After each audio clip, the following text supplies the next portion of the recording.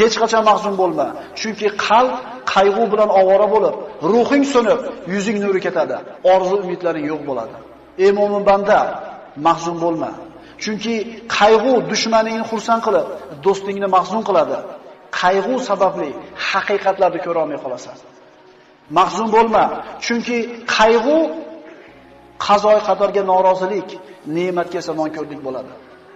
Mahzun bo'lma, chunki qayg'u, g'am yo'q qolgan narsani qaytarmaydi.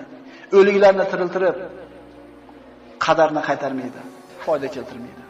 Mahzun bo'lma, chunki qayg'u shaytondan.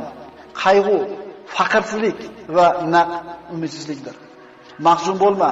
Agar sen faqir bo'lsang, umri qarzga botib ketgan kishilar bor.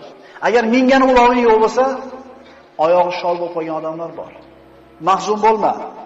Agar bir farzandingdan ajragan bo'lsang, shunday insonlar borki, bitta baxtsiz hodisa tufayli butun oilasidan mahrum bo'lganlar bor. Mahzun bo'lma. Agar gunohkor bo'lsang, tavba qil. Yomon ish qilgan bo'lsang, istig'for et. Xato qilgan bo'lsang, isloh qil. Allohning rahmati keng, tavba eshiklari ochiqdir.